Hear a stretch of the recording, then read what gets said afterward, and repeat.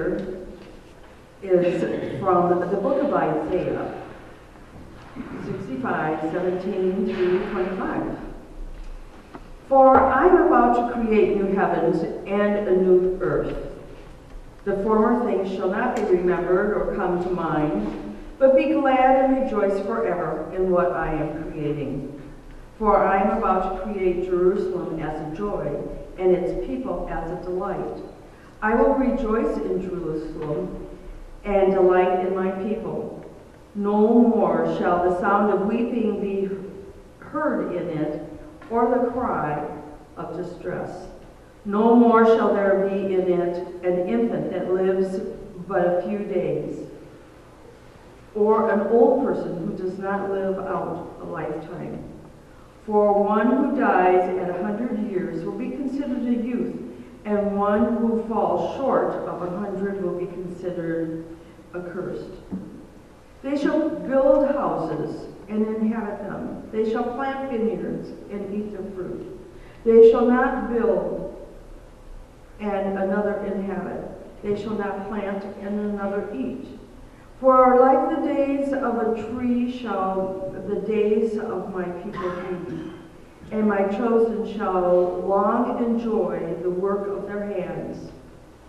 They shall not labor in vain, or bear children for calamity. For they shall be offspring blessed by the Lord, and their descendants as well. Before they call, I will answer. While they are yet speaking, I will hear. The wolf and the lamb shall feed together. The lion shall eat straw like the ox, but the serpent, its food, shall be dust. They shall not hurt or destroy on all my holy mountain, says the Lord. And from the book of Revelation, then I saw a new heaven and a new earth. For the first heaven and the first earth had passed away, and the sea was no more. And I saw the holy city, the new Jerusalem, coming down out of heaven from God, prepared as the bride adorned for her husband. And I heard a loud voice from the throne saying, See, the home of God is among mortals. He will dwell with them, and they will be his peoples, and God himself will be with them. He will wipe every tear from their eyes. Death will be no more. Mourning and crying and pain will be no more. For the first things have passed away. And the one who was seated on the throne said, See, I am making all things new. Also he said, Write this, for these words are trustworthy and true. Then he said to me, It is done. I am the Alpha and the Omega, the beginning and the end. To the thirsty I will give water as a gift from the spring of the water of life. Thus ends the reading of the scripture. As a pastor, when I was appointed in our United Methodist system, many of you have probably served on a staff parish committee or from another denomination, a personnel committee or pastor search committee. When you go out and search and look and welcome a new pastor, you have that first meeting together with them. And I've faced each one and listened to people's questions and concerns. In our United Methodist tradition, the superintendent almost always comes in and says good things about you, what a wonderful person this is, what a great family, nice wife, nice children, just trying to build things up for you, saying that yes, he's a good preacher, yes, he does this, he does that, he calls on the sick, and does all these wonderful things. Then finally the people get a chance to talk. And they always have a couple of questions, and one of them that almost always comes up is that one of the expectations they have is, Pastor, if you, when you come, will you be willing to teach a Bible study class? for those who are interested in learning more about the Bible. Well, I've always been one who was interested in learning more about the Bible. That was one of the things that even helped motivate me to go to seminary, was to learn more about the Bible and what it had to say. So I would always say, yes, I would be willing to do that. Then at that first meeting of the new class, in almost every situation, we would sit down together and I would say, okay, what would you all like to study?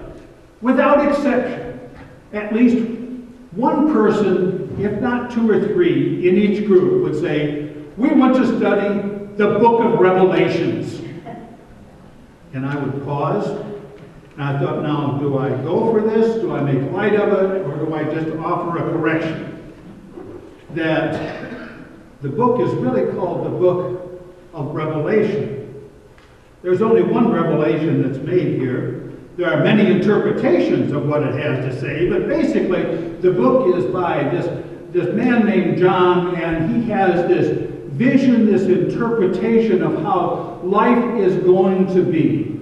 You see, he writes in a time when the Romans have conquered Jerusalem, they've destroyed the temple, he's been banished off to an island somewhere with a bunch of other rebels, and it parallels, at least we see that he is very much aware of his Bible and his text from Isaiah. When you see the parallels between what Sue read from Isaiah and what you heard in Revelation, there are a few tweaks to it because he sees things just a little bit differently in the 500 or 600 years that have now passed from Isaiah, looking at a time after Jerusalem was destroyed and now the people being able to come back and recreate Jerusalem, to this man John, who the whole city and the temple has been destroyed. The Romans are still there, and there's not a whole lot of hope for them.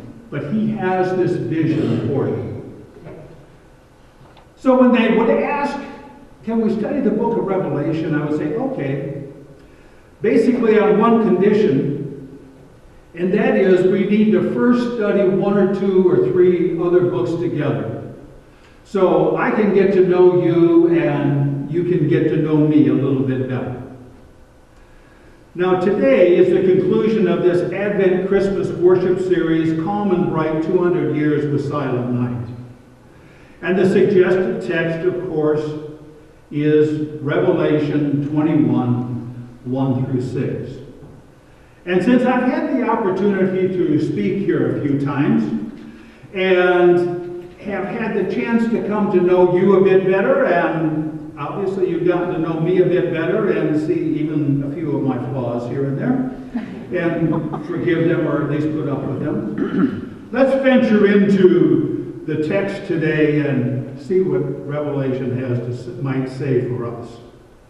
I'm indebted to the works of Israel Kamazandu for his refreshing thoughts. Dr. Kamazandu is a professor of New Testament at our United Methodist School, St. Paul School of Theology in Kansas City, Missouri. In the Bible study classes that I studied Revelation with, what people found out was that their expectations about the message of Revelation was not what they had always been taught, and was not what they had always thought that it was. The book concludes in Revelation 21. As it concludes, they learned that the point was not that people are simply beamed up to heaven, as some had been taught, but rather the text says that God comes down to earth and dwells with humankind. Verses 2 and 3 say that the New Jerusalem descends from heaven and God makes a home among humankind. Revelation does not end with predictions about the end times. There is no rapture. There is no long list of punishments, but it says God comes and makes his home with humanity. This interpretation of Revelation 21 was confusing for some because it goes against what many had heard, especially from contemporary preachers whose sermons would use the book to predict end times of the world, all kinds of horrific things that were going to happen. And while Jerusalem, in the image of Isaiah as well as in John's Revelation, Jerusalem is the focus of Jewish identity, of their faith and their hope. And for the Christian community that read Revelation, the New Jerusalem signifies the election of a new people and the sealing of a new covenant in which God himself will have his hand upon and be at home. Then verses 5 and 6, we hear that this new creation is framed by God's direct speech, where God says, "See, I am making all things new."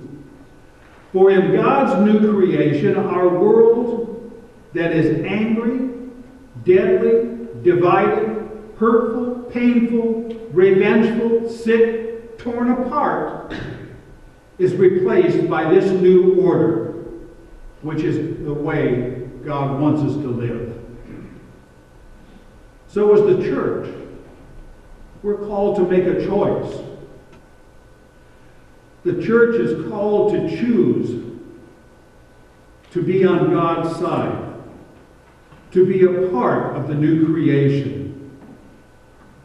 Dying to the old way of life and living into the newness of God is the call and the message of Revelation. And thus it calls us to have a working understanding of this language, a new heaven and a new earth, and see a future that is filled with life and hope and peace. Verse 4 says that this new heaven and new earth and what they'll be like. For it's a world in which the text says God wipes away every tear from our eyes, where death will be no more, where there is no mourning or crying or pain anymore, for the former things have passed away. Imagine, if you will, a world in which there is no pain, no suffering, no crying, no mourning, no death, no acts of terrorism, no cancer, no human brokenness, no blaming, no bullying, no government shutdowns. Now that may be going too far. But this vision is similar to the one that Isaiah had. So what does it say to us? To me, it says, we are not called to be people who try to escape or withdraw or ignore the needs of the world and just take care of our own or ourselves. Rather, it says we are called to partner with God in ways that allow the power of God and the Lamb, Christ, to be experienced in our world and in others. The point of Revelation is that this new Jerusalem begins in the present moment. It's meant to begin in the here and now. It's meant to be realized in our human history. It means that all God's people are to have access to education, healthcare, housing, nutrition, transportation, worship, authentic life. But how does that happen? What can we do to be a part of God's creating this new heaven and new earth? Well, Today is December 30th, and in 2 days it'll be the new year 2019. This is a time when many people make New Year's resolutions. In fact, I received a Facebook post from my older brother Mike this week saying that he had just discovered that 2018 had gone by so fast that he did not have time to keep his 2018 New Year's resolution to lose weight. Well, that's one way to look at it, I guess. Well, we all know the popular resolutions. Lose weight, exercise more, get organized, spend less money, save more money, read more, learn some new skills, spend more time with family and friends, travel more. All of those are good things. But today I would challenge you to consider a New Year's resolution that you can do to be a part of God's new creation in 2019.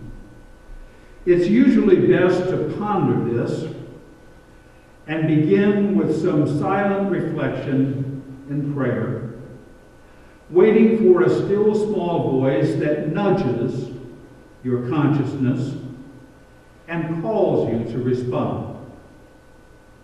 It may come right away. Sometimes it takes a while to either get your attention, or sometimes it takes a while until that right thing pops up and you know what it is. But it is one way that we can take one small step where we can be a part of the renewing and fulfilling of God's new creation. Let us pray.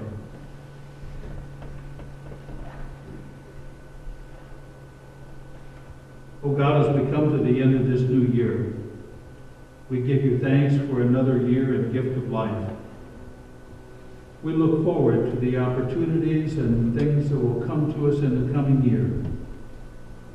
And whatever it is that we face or whatever life holds, we know that the promise of our faith is that you are always there with us, no matter what the situation, condition, or whatever might be.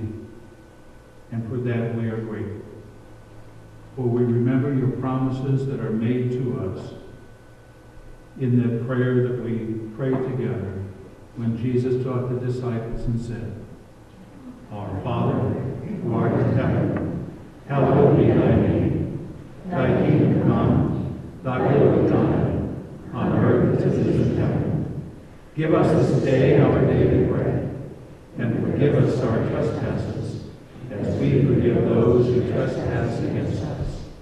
And lead us not into temptation, but deliver us from evil. For thine is the kingdom,